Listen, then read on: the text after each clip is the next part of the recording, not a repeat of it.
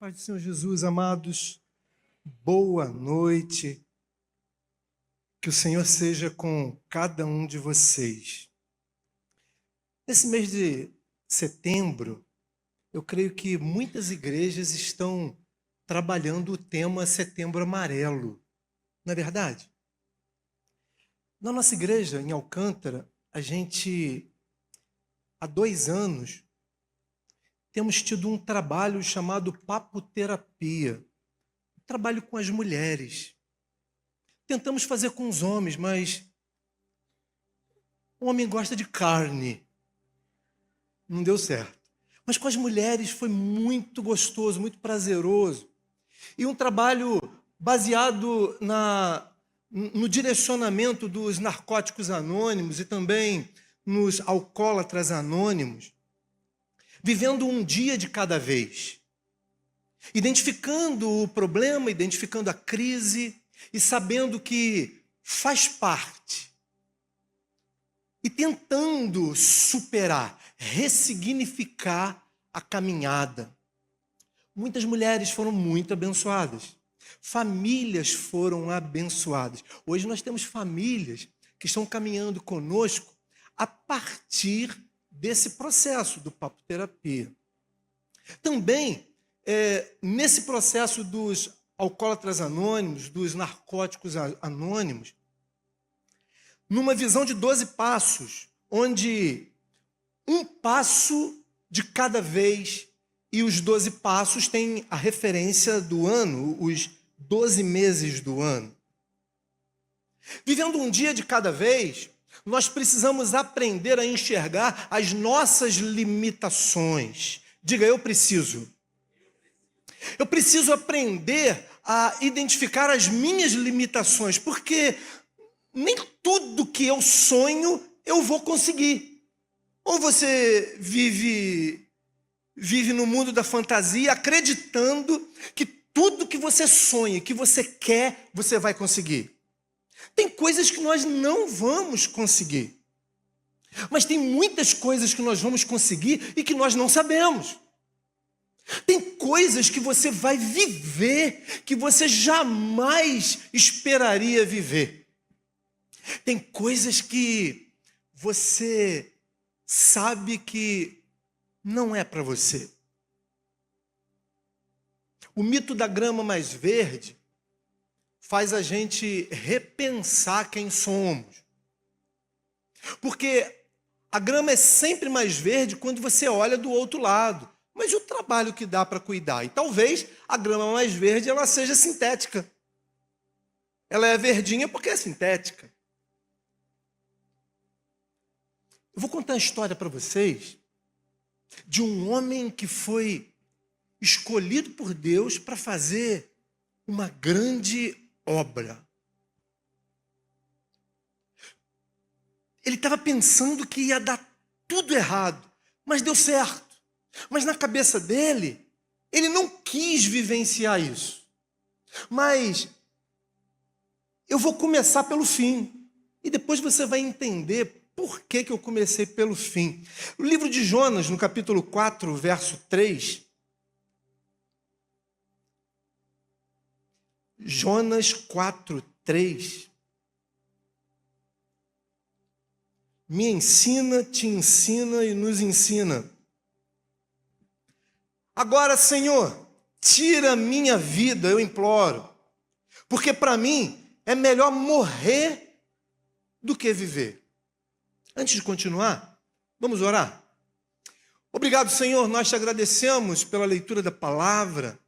Pedimos, Senhor, direcionamento do teu Santo Espírito, para termos entendimento. Livra-nos das ciladas, livra-nos, Senhor, de situações adversas, e se porventura não soubermos resolver, que possamos, ó Deus, buscar em Ti solução, direcionamento. Somos gratos no nome de Jesus. Amém. Jonas desejou a morte. A depressão, ela tem uma referência no passado mal resolvido.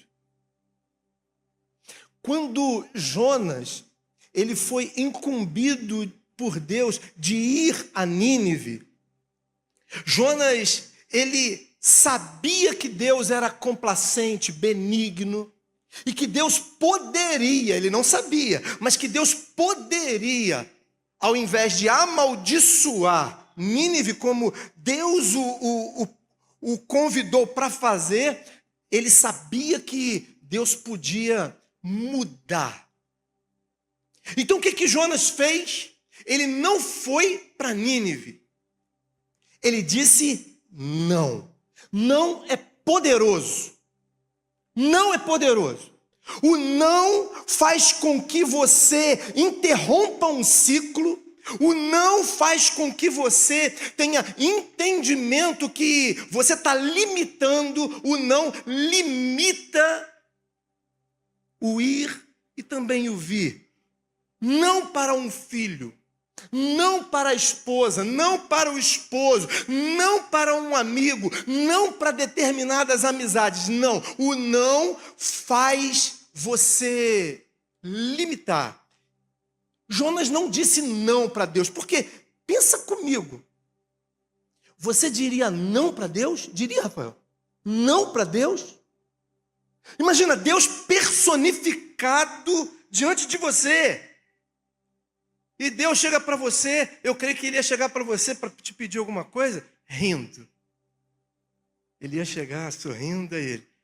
Meu filho, minha filha, eu tenho uma grande obra para você.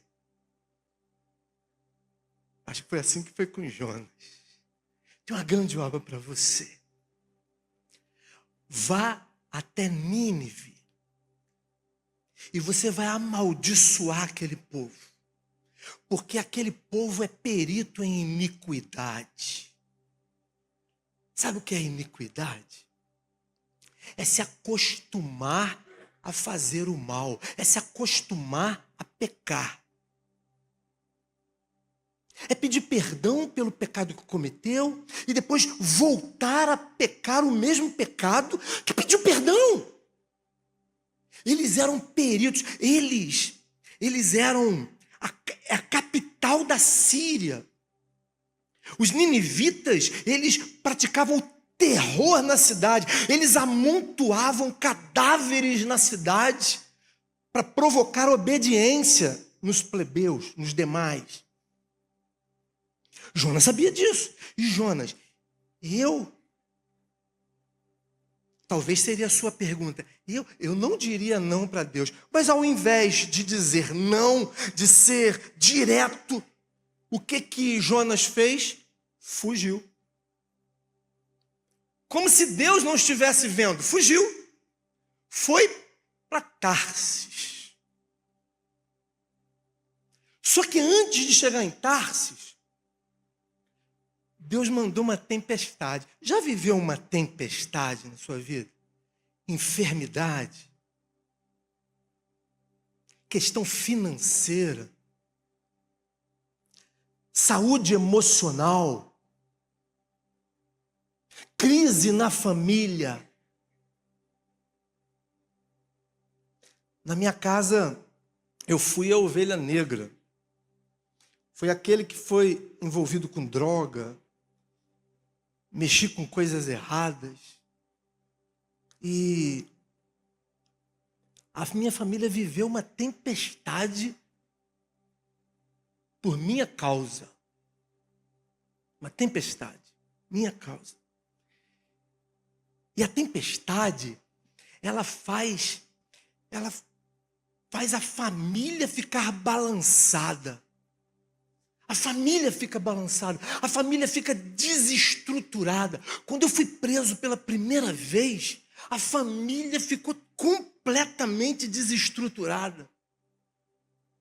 Minha mãe pagando advogado, papai. E para mim parecia que era normal. Mas não era. Eu era o primeiro da família a ser preso. Uma tempestade, uma crise dentro da família. E numa tempestade, nós precisamos reavaliar, para ressignificar.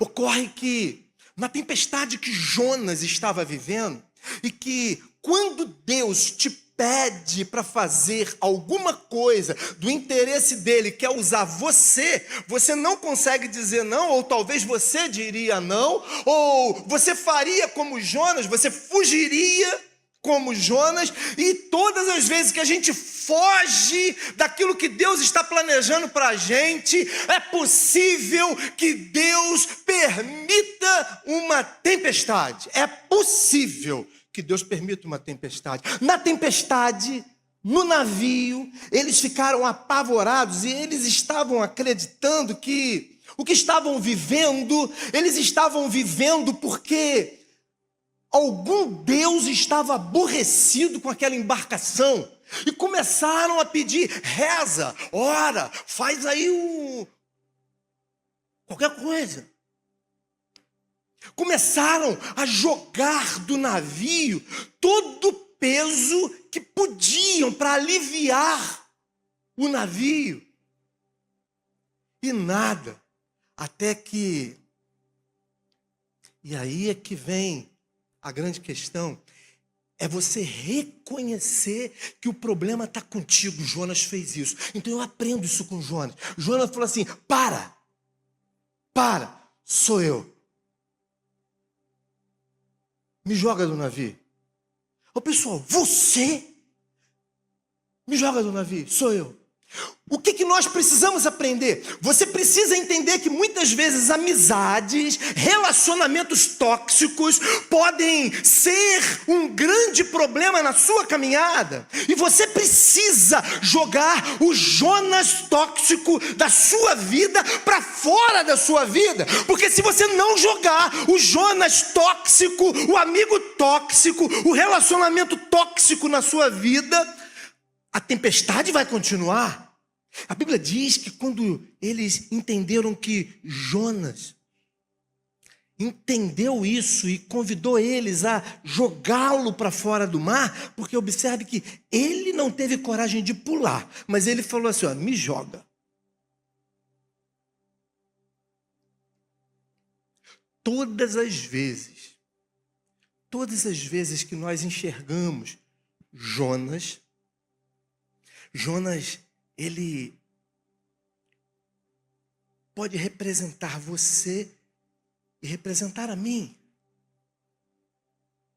Ele foi engolido por um grande peixe. O plano de Deus estava dando tudo errado. Tudo errado. E talvez o que você planejou na adolescência, ou se você é adolescente, na sua pré-adolescência, na sua juventude, tudo que você planejou é diferente do que você vive hoje, é diferente das suas atuais perspectivas. A gente enxerga com Jonas que Deus nos convida para uma grande obra. Você só precisa estar conectado. Você só precisa estar conectada. Todas as vezes que Deus quer fazer uma grande obra, Ele chama um improvável. Como no livro do pastor Rafael. Um grande peixe engole Jonas. E você tem a oportunidade de acreditar ou não. Uma vez, um netinho com um avô estavam conversando sobre a possibilidade deles chegarem no céu e fazerem perguntas a heróis da fé. E aí o garotinho, o netinho, falou assim: vô, quando eu chegar no céu, eu vou perguntar para Jonas. Jonas, como foi passar dentro da baleia? Aí o vô: mas e se Jonas estiver no inferno? Aí o netinho falou assim: aí você pergunta. Nós enxergamos a palavra sagrada de Deus como uma referência. Eu vejo a história de Jonas como uma referência. Esse peixe passou a ser o túmulo de Jonas. Nesse grande peixe, ele assumiu a responsabilidade, o erro dele, pediu perdão. E sabe o que aconteceu? Esse grande peixe levou ele exatamente para o lugar aonde ele não queria ir. Nínive. E quando ele está chegando em Nínive, imagina, quando uma baleia aparece ali em Arraial do Cabo, quando um pinguim aparece por aqui em Cabo Frio, do outro dia tinha uma foca. E pessoal tirando foto, todo mundo querendo tirar foto, selfie com a foca, com um pinguim. Agora imagina uma baleia, um grande peixe. E esse grande peixe, um homem saindo de dentro dela. Você acha que ninguém viu? Alguém viu. Aí quando a gente pensa que está dando tudo errado, aí quando a gente entende a história, dá tudo certo. Mas só dá certo se a gente ficar até o fim. Só dá o certo se a gente entender a história. O deus dos ninivitas era Dagon. Dagon, metade homem, metade peixe. Agora imagina para aquela cidade, um homem saindo do peixe. O que iria acontecer dentro daquela cidade? O que iria acontecer naquela cidade? Aí Jonas foi até aquela cidade. E quando ele chegou naquela cidade, todo mundo sabia que ele que tinha saído do grande peixe. E na cabeça dele, foi Dagon quem enviou ele. E aí ele chegou lá e lançou a palavra que Deus tinha dado para ele. 40 dias e vocês estão amaldiçoados e Deus vai destruir todos vocês. Eles levaram a sério a palavra de Jonas. Eles levaram a sério aquela palavra. E aí proclamaram um grande jejum. Animais estavam em jejum, todo mundo estava em jejum. E agora, Deus ficou com o coração dele mexido. Deus ficou com o coração dele amoroso. Se arrependeu de ter chamado Jonas para amaldiçoar aquela cidade.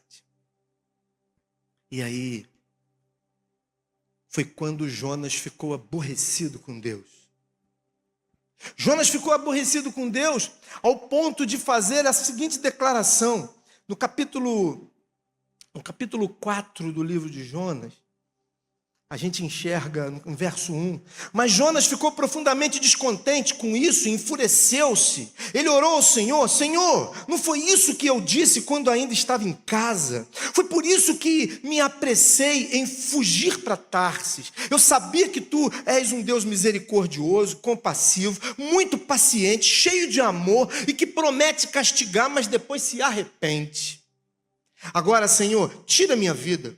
Eu imploro, porque para mim é melhor morrer do que viver. E o Senhor respondeu para ele no verso 4. Você tem alguma razão nessa sua fúria?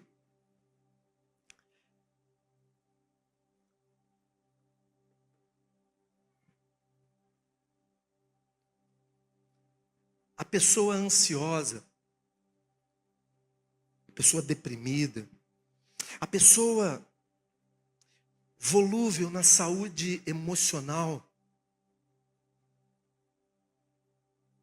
ela deseja morrer. Eu vejo na Sagrada Escritura que, eu acho isso incrível, Deus não omite os profetas desejando a morte. Aparentemente, a gente pensa que é fraqueza. É fraqueza um profeta pedir a morte. Eu estava pregando sobre Jeremias, o profeta chorão. Jeremias desejou a morte. Elias, profeta, ele é um homem que fez descer fogo do céu, desejou morrer. Mas a gente observa que nenhum deles tirou a própria vida. Nenhum deles. Nós precisamos enxergar a saúde emocional como uma necessidade para a nossa cura, para a nossa restauração. Você precisa enxergar a saúde emocional como um canal para você ser abençoado e procurar ajuda de quem pode ajudar. Procurar auxílio de quem pode auxiliar. Existem psicólogos, psiquiatras, situações muito adversas que as pessoas vivem, e cada caso é um caso. E nós precisamos ter saúde emocional para vivermos os dias que o Senhor nos dá. Você já viveu dias maravilhosos? Eu creio que todo mundo aqui pode dizer, se eu perguntar para você qual foi um dia que você viveu que foi assim extraordinário, cada um de vocês vai ter uma história. Cada um de vocês vai ter uma história. E se eu perguntar qual foi o dia mais triste que você já teve? Qual foi o dia que você perdeu alguém que foi muito forte? Eu me lembro de uma vez que eu fui fazer um funeral, tinha um amigo muito especial, Gilberto. Eu morava em Vassouras. O Gil, o Senhor me deu o Gil como um amigo. Todo dia ele ia tomar café comigo. Não porque eu convidava, ele se convidava e ia. Todo dia.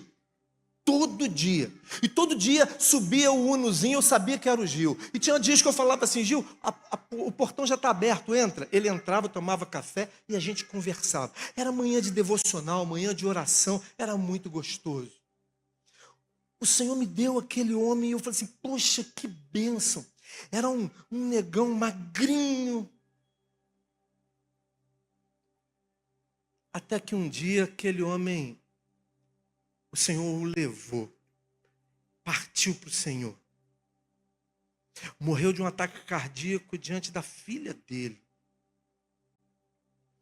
Eu não consegui falar no funeral dele. Foi terrível. Foi terrível.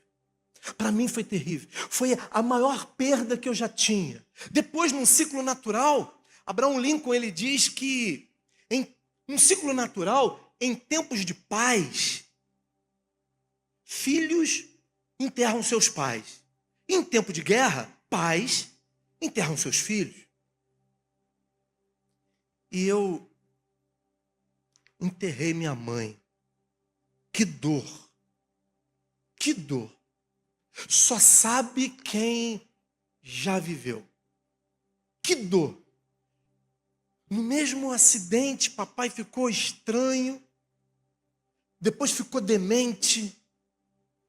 Que dor ver uma pessoa que bem no corpo, mas a saúde mental completamente debilitada, foi a óbito logo em seguida. Que dor. Tem dias que parece que está tudo maravilhoso, não é verdade? E tem dias que não está tão bom. Alguns meses atrás, eu vivenciei junto com a família uma situação inusitada. Eu fui ao médico, falando com o médico, eu trouxe aqui alguns exames, e o médico chegou e apresentei para ele. Ele falou assim, rapaz, você sente alguma dor? Eu, não. Ele, rapaz, você está com o rim completamente comprometido. Tem uma massa que envolveu o teu rim. Aí, eu? Ele, é. Aí eu falei assim, não. Aí eu fui um nefrologista, era um urologista, eu fui um nefrologista. Nefrologista, isso é caso de cirurgia para ontem. Aí eu fui num outro urologista. Isso é caso de cirurgia para ontem. Aí eu fui num que é da equipe do médico, do Vitor, que te operou. Que operou o pastor Rafael. Aí ele falou assim, olha, pastor, se você fosse meu pai, eu te operava amanhã, porque hoje não dá. Aí eu, então, vamos. Eu falei assim, mas tem algum jeitinho de... Ele, não tem jeitinho, tem que tirar o rim. quando ele tirou o rim, chamou a família, explicou a situação, e eu fiquei assim, meu Deus, não parece que isso está acontecendo comigo. Porque tudo que ele me perguntou se eu sentia, eu não estava sentindo nada daquilo. Parecia que estava tudo bem, mas daqui a um pouco está dando tudo errado. Está dando tudo errado por quê? Ou o meu errado. Está dando tudo errado. E aí, ele tirou, fez a biópsia e falou, pastor, você está com câncer. Você vai ter que fazer imunoterapia. E daqui para frente vai ser dias difíceis. Dores, inchaço, a medicação vai ter reações. De lá para cá, todos os dias, eu sinto dor. Eu vou para a igreja sentindo dor. Eu volto para casa sentindo dor. Não bastando isso, ele falou assim para mim, um outro médico, agora da oncologista, ele disse o seguinte, pastor, vamos necessitar fazer a quimioterapia. Aí eu, mas não estava fazendo a imuno e agora a quimio? Tem que fazer. Iniciei. E aí, eu falei para a igreja onde eu sirvo, os irmãos me perguntando, está tudo bem, pastor? Eu estou melhorando. Está sentindo? Estou. Fica em casa. E eu falei para eles assim, a oportunidade que eu tenho de adorar ao Senhor com dor é agora. Porque para onde eu vou, não vai ter mais dor.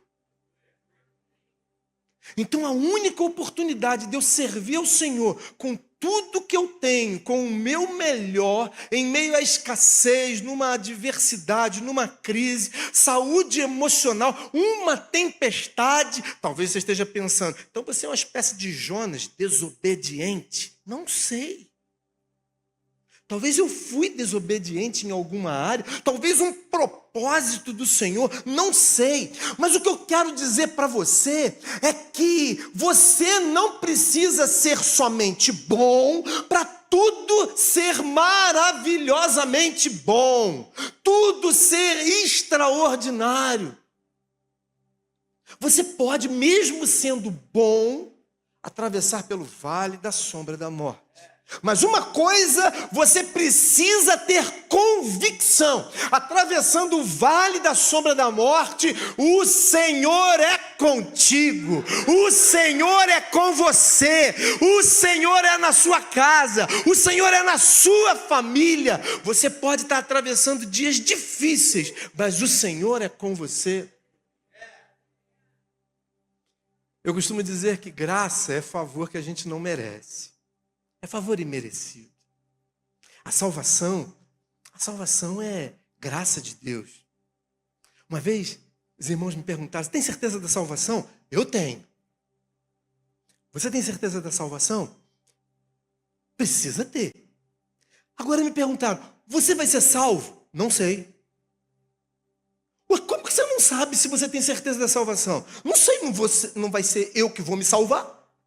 Quem vai me salvar é o Senhor. A palavra do Senhor diz que salvação é graça salvadora. Isso vem de Deus. Eu mereço? Não. Eu não mereço, você não merece, nós não merecemos, mas a graça de Deus nos foi dada e nós podemos dizer em Cristo Jesus, aquele que morreu por mim, o meu Salvador, hoje o meu Senhor, eu sou salvo. Tenho certeza? Tenho. Vou ser salvo? Não sei. Eu mereço? Não.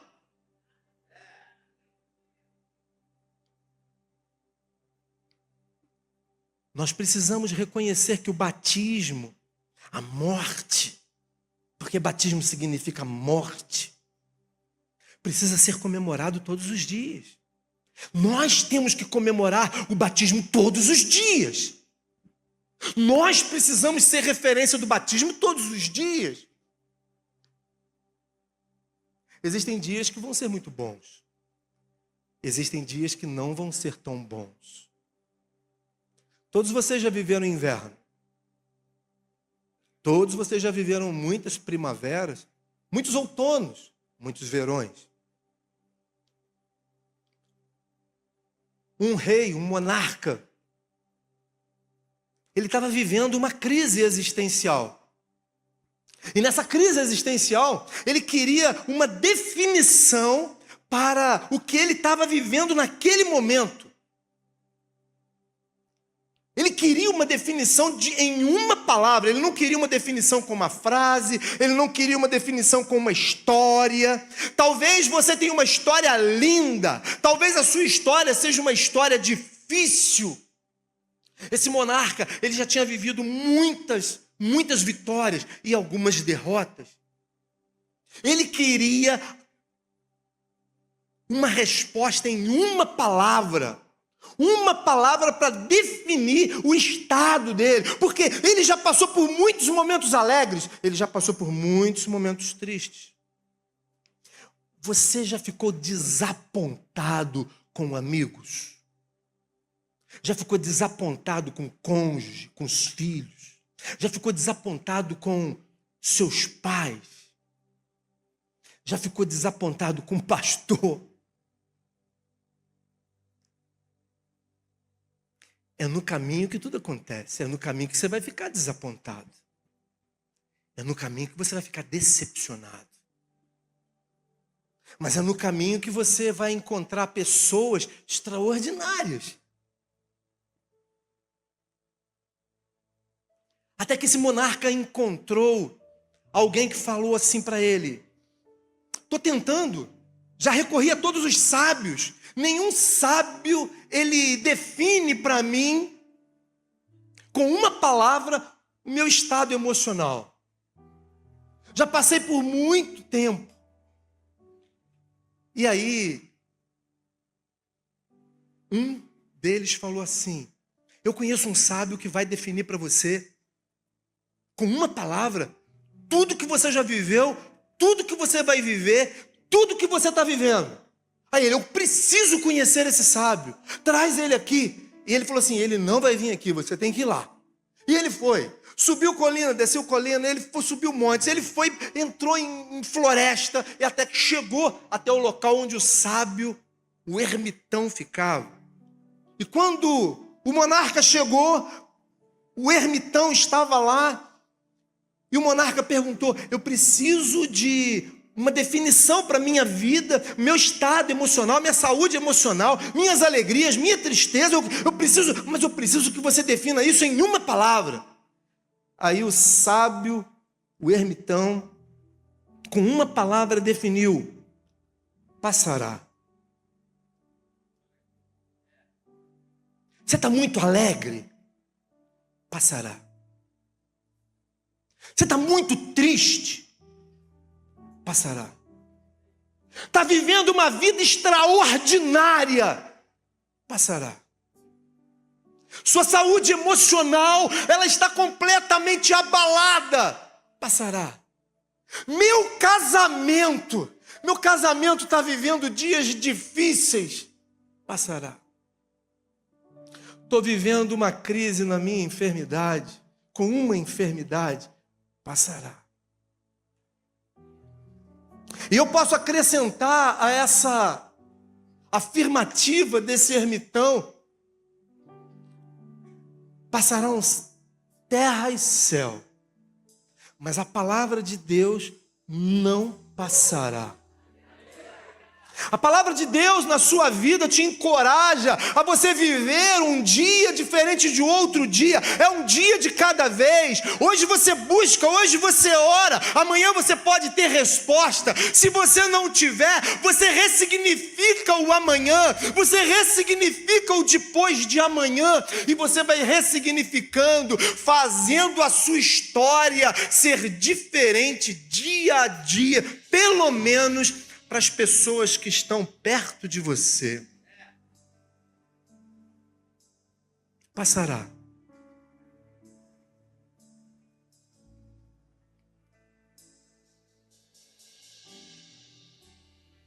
Jonas é uma referência para nós. Profeta, um homem de Deus. A crise dele é uma crise que nós vivemos também.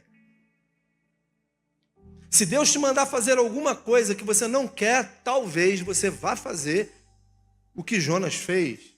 Ou talvez você será obediente em algumas delas e outras não. Fato que a vida é uma só. E nós temos duas. Como que é uma só? É uma só aqui. A segunda vida, ela é determinada pelo que você faz aqui. A segunda vida tem dois caminhos. E a segunda vida, você precisa aqui tomar decisões. Aqui ter atitude. Aqui dizer sim para o caminho. Aqui, dizer sim para o Evangelho do Senhor Jesus. Aqui, você dizer não às suas vontades. Porque muitas vezes somos iníquos, pecamos, pedimos perdão, temos vontade de pecar o mesmo pecado de novo e pecamos. E o que eu quero te convidar é que você ressignifique a sua vida, ressignifique a sua caminhada. Porque tudo que você está vivendo agora passará. Tudo que você tem hoje passará. As crises que vocês vivem passará. A alegria que você está vivendo passará.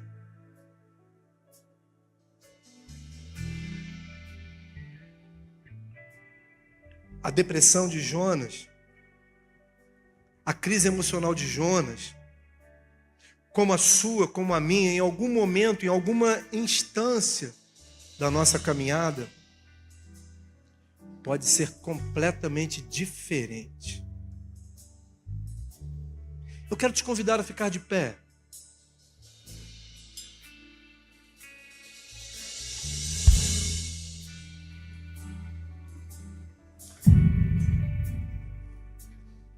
O pessoal do louvor vai louvar. E eu quero te dar a oportunidade de você deixar no altar a necessidade que você tem. Eu não sei qual é. Eu não sei por que motivo você precisa vir ao altar. Mas se você precisa vir ao altar, altar é lugar de entrega. Altar é lugar de você entregar um fardo pesado que você não está conseguindo carregar. Altar é lugar de você receber aquilo que você ainda não tem. Então, enquanto a equipe de louvor estiver louvando, estivermos adorando, se faz sentido para você vir ao altar, vem. Eu quero orar com você nesse momento final. Eu quero orar com você nesse momento onde todos nós reconhecemos o cuidado do Eterno, o cuidado de Deus. Se faz sentido para você, vem aqui. Eu quero orar com você. Leva-me ao lugar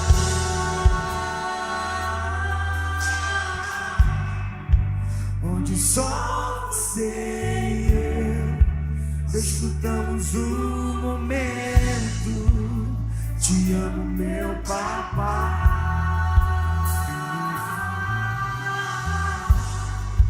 Eu dependo desse amor e sem ti eu sei que morro.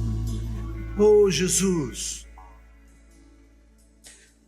Tu conheces o coração de cada um de Teus filhos, de Tuas filhas. Aqui no altar, ó Pai,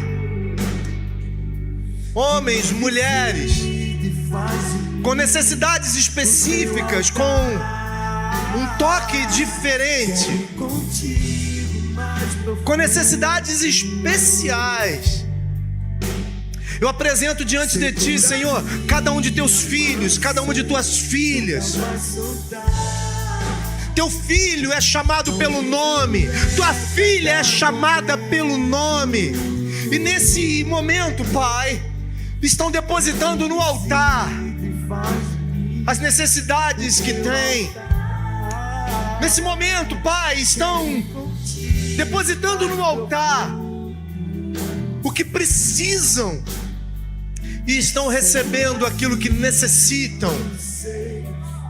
Toca com toque de poder, da planta dos pés ao alto da cabeça. Toca com toque de poder, da planta dos pés ao alto da cabeça. Toca com toque de poder sobre a vida de cada um de Teus filhos. Muda a história, renova a história, renova a alegria, renova, Senhor, essa casa, renova o coração desse homem, renova o coração dessa mulher, renova, Senhor, a história dessa família. Renova, Senhor, renova, restaura, derrama, Senhor, a Tua porção de óleo fresco, porção de óleo fresco.